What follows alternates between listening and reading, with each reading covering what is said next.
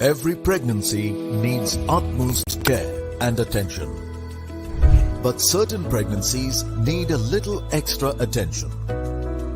An Rh negative mother carrying an Rh positive baby is at increased risk of complications.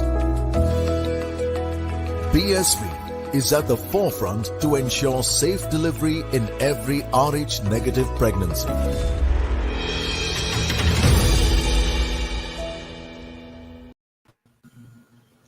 Hello and welcome to the Outside View, brought to you by Women's Cricket Zone and presented by BSV, Puma, Food and Wellness and MRI Hospitals. If not this, I don't know what tells you that they are the number one ODI ranked team. A terrific all-round performance, and they have pulled their third victory of the tournament. The hosts found themselves in a spot of bother, but let's just discuss in detail how the things panned out for them. Joining me in the show are Britney and Julia. Welcome both of you. So, good game of cricket. Australia winning by 141 runs. Both of you in the mid-show just told that fielding would be key for Australia heading into this game along with bowling. Coming to you, Brittany, a good display of fielding out there by Australia that probably helped them to not lose the momentum that they eventually gained. As you rightfully said, how me and Julia said earlier on that feeling would have been very important for Australia in terms of winning this game. And you saw that at least seven out of the 10 wickets that fall, seven of them were catches. So it's great to see that again another excellent display of all-round cricket by number one ODI team in the world. Definitely. Coming to you, Julia, that catch from Beth Mooney. We saw Maddie Green doing that in the first innings and then her moving spot on to support the fabulous bowling that Australia put to the fore. Quite a few contenders now for the catch of the tournament.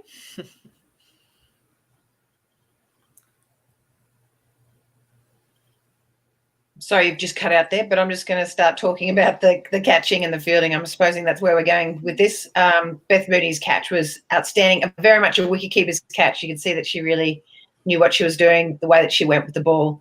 Australia did drop a few towards the end there, which they won't be happy about. But at the same time, I think they did a pretty good job throughout the entire innings. And also, Julia, the first dismissal that came in of Sophie Devine, Elise Perry, of course, brilliant use of the crease, came from the wide of the crease, smart bowling from Perry. That was just a great start to have for Australia. Yeah, it was a good start. Obviously, she was just getting hit a little bit, and Sophie Devine, by going wide in the crease, Sophie Devine just sort of went with the angle of the and thought it was going down leg, and it just shaped in nicely to come off her pads and onto her stump. So, yeah, as you said, smart bowling from Elise Perry. She's been around a long time, so she's quite aware of how to manipulate what she's doing, and obviously she knows Sophie Devine pretty well from playing, for a long time against her as well. Definitely, that's what experience does. We have the scorecards with us so as to see how the match has panned out for both the teams. For New Zealand, of course, the batting struggled. They weren't able to capitalize on the innings. There was only Amy Setterthwaite who was trying to, sort of provide that stability, but did not got enough support. Leah Tahu, of course, tried to get the team to the finish line, but there was nothing New Zealand could do by then. The bowling of Australia definitely was, we were talking about it, that Elise Perry getting the first breakthrough, Darcie Brown, of course, Talia Magra, Ashley Gardner telling you that she wasn't really playing the first game of this tournament, Amanda Jade Wellington. We'll come to all of them one by one. Coming to you, Brittany, first. Just giving you a fact out there, when Darcie Brown was 4-year-old, Elise Perry had made her ODI debut then. And now look at her getting alongside Perry. Makes you wonder why was she rested in the last match. It just goes to show how great the domestic cricket is in Australia. As you said, when Elise Perry made her debut, Darcie was 4. So it is good to show that how cricket has been developing in Australia, and how fast, I should say, because if you look at all the new players that's coming into Australia, from the A side to the senior side, it looks like they have been playing international cricket a long time. So that's the quality of high quality of domestic cricket in Australia. Who will answer that, Julia? The domestic cricket of Australia. We see that even though during the selection for the team there were quite a few injuries, even though the key of one of some of the key players were missing, you saw that the team is doing well. You have a lot of names who can cover up there. Shows you how strong the domestic circuit is, and shows you that how much deep enough the bench strength of Australia is. Yeah, absolutely. You're only as strong as your weakest player, and Australia really trying to make sure that that weakest player is a long way down the track. So the fact that they played a England A and Australia A series recently in line with the seniors for the Ashes, I think was a good idea. One from England to start testing their depth and seeing where they are in the mix, but also we get to see how our players are performing who mightn't get as many opportunities because the Australian team's been fairly settled for a fair while now. So just occasionally we just have someone who puts their hand up like a Darcie Brown that, wants to get selected. And she's been doing an amazing job. And obviously someone like Alana King as well, another new player that's come into the mix, obviously through a couple of injuries of other players that have been around for a while and Wareham and Molyneux. But, it's great that we've got other people that can step up straight away and be, if not as competitive as those players that are not there now at the moment. Just having a look at the match summary to just see how the Australian bowlers dominated the proceeding was there. Firstly, Australia putting the target of 270 for New Zealand and New Zealand getting bowled out for 128. And eventually Australia winning the game by 141. Brown there picking up 3. Britney, how impressed were you with the way she brought in those spells to get those important wickets? Eventually help because 18-year-old, you have that much maturity, you're playing a World Cup, and that speaks a lot. That's a big story, isn't it? The fact that she'd open the bowling instead of Megan is show that she's coming into stride in terms of she becoming that world class bowler. The fact that you look at the wicket she take and you look at how she took the wicket to show that yes, Australia had a plan to each bowler. I thought same as New Zealand. New Zealand innings that Meg Lannon used her bowlers very well. Julia, of course, she mentioned about Megan. She opens the bowling, but then came late this time around. Meg Lannon had her plans set. That is what we got. We can take of this decision.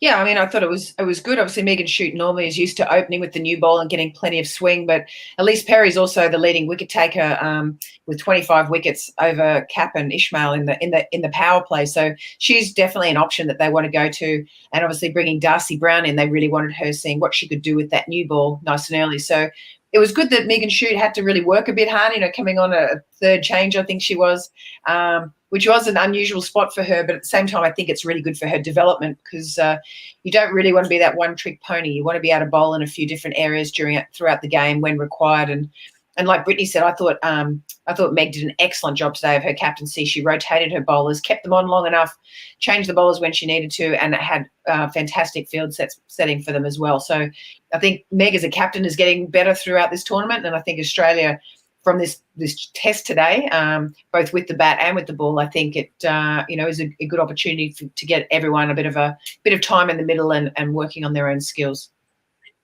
Truly, and that tells us that all of their aspects by now they have been tested. We just talked that the middle order was, but in this game we saw that the middle order coming and stepping up for the team, and of course for the bowlers, as you rightly said, that the usual positions, even if they didn't get the usual positions, they just came up and did the job for the team, and that's why we say that they are spoiled for choices. Australia securing their 100th win over New Zealand in ODIs. Probably the most by any team against a single opposition. That has to be a huge achievement for the team, and the amount of star players they have in the side, just coming up and doing the job for the team is what makes them stand out from the rest, securing their third victory of the tournament.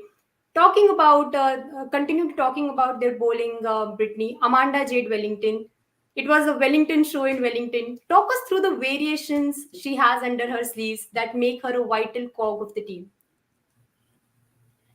I know a lot of people didn't expect Amanda to Jade Wellington to play in this game, but Australia were very, very tactical in their selection in this game, and it showed that even though they have a lot of world class players, they are picking bowlers that are suited to get the opposition out. If you look at the scorecard, each bowler took a wicket today, and Wellington looked like she had already played many games in the World Cup already. So it's great to see again another spinner in the limelight.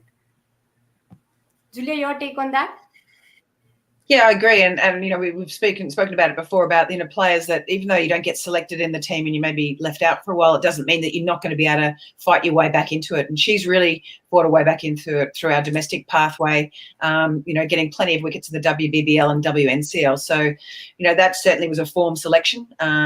And over a period of time of consistency as well. So, she bowled very well today. She's a bit of loop. It was interesting. She got a bowl and King didn't today, but I sort of like that as well. They looks like they're sort of maybe challenging them off against each other to see if they do have to make a decision who will take that position. But I love her flight. I think particularly when it's a bit windy and the conditions where it was today gave her a lot more dip, and she got some nice rip out of the wicket and potentially could have had a few more wickets as well. But I really enjoy watching Amanda Jade Wellington. In fact, most leg spinners bowl. It's a nice art. And a word on Talia Magra as well, the golden arm for Australia, as we say her, got the wicket of Maddie Green. And of course, with the bat as well, she showed that how crucial she can be for the team, Britney. Again, the all-rounders just stepping up. The all-rounders doing what they're supposed to do. When they are batting, they are scoring runs. When they are bowling, they are taking wickets. And I'm pretty sure as a coach sitting down on his side looking at his team, he has to be super, super proud because, each game just keep getting better and delivering big. That was probably a complete performance from Australia. Initially, their top order couldn't make a bigger impact, but then Elise Perry steps up, Talia Magra steps up, followed by a good fielding and a bowling performance, sees them win the game by 141 runs. That's amazing. Like we were talking about Sophie Devine, we were talking about the likes of Susie Bates, the inform Amelia Kerr. Stopping them and not allowing them to get into their rhythm is what Australia did today, and were too good in doing that.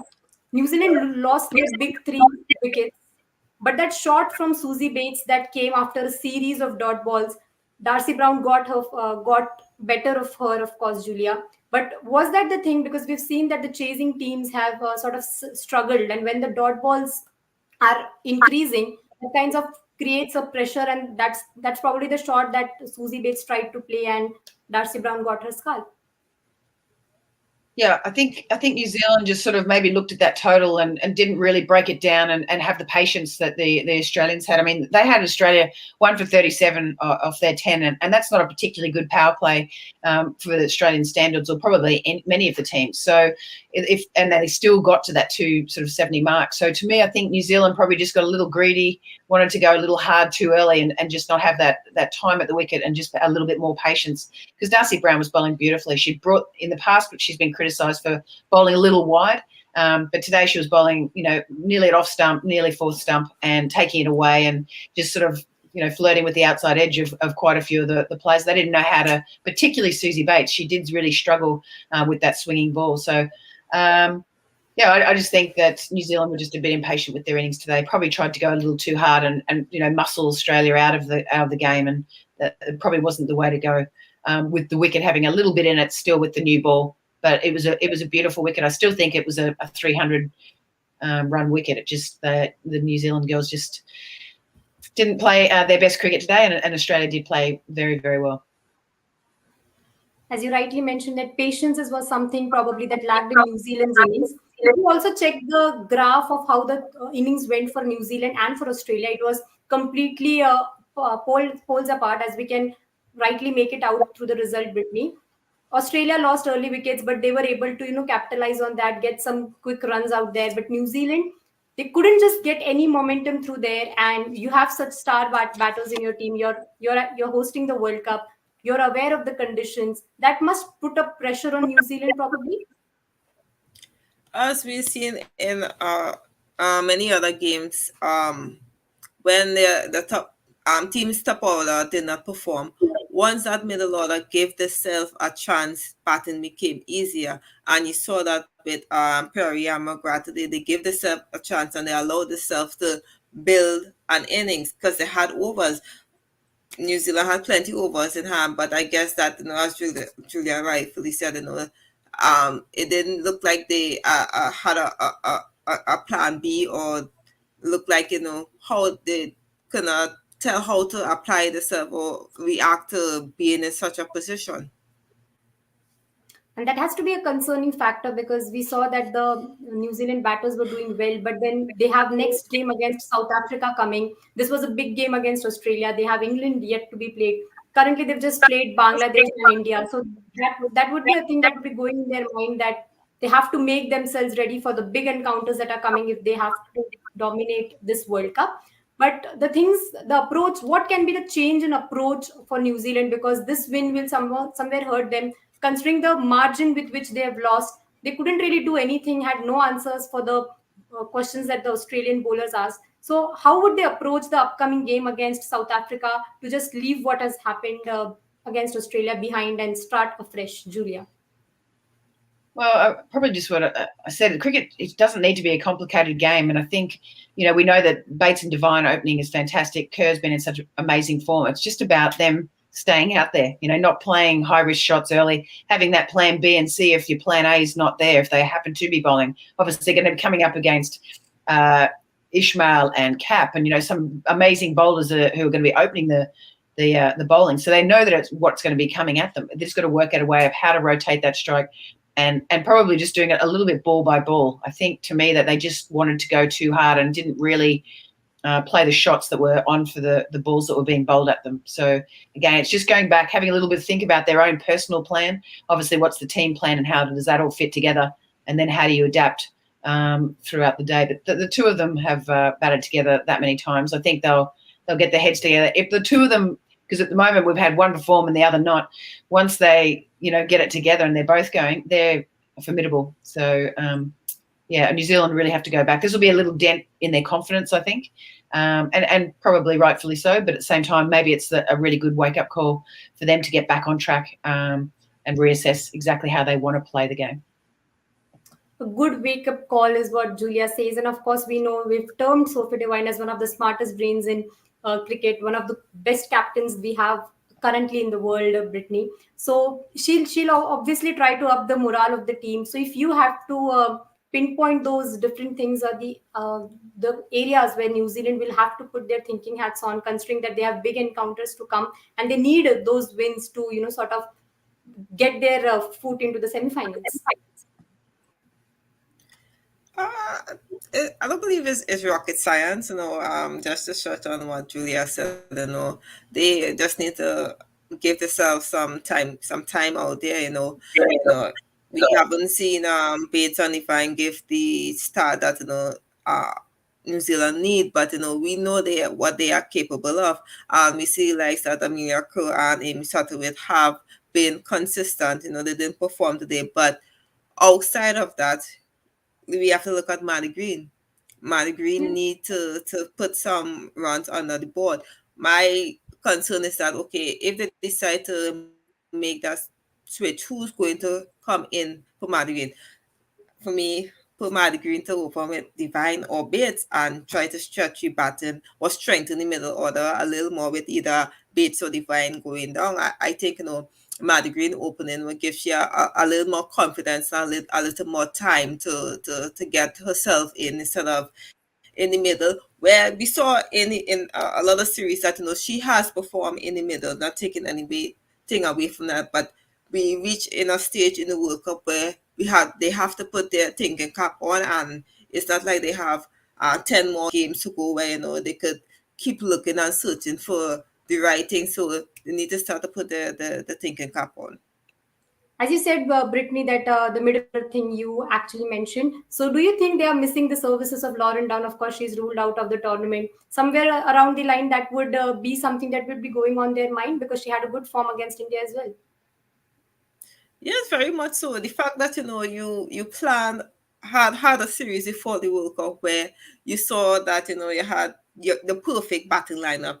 Nobody expected what happened to to happen, but it just goes to show that probably as Julia said earlier on, New Zealand need to have a plan B and C coming up because yes, Manny Green haven't been performing, but it will be hard to drop her out of that 11 because we know that New Zealand batting haven't been up to mark. So as I said, my suggestion is put her to open and just everyone else come down by one.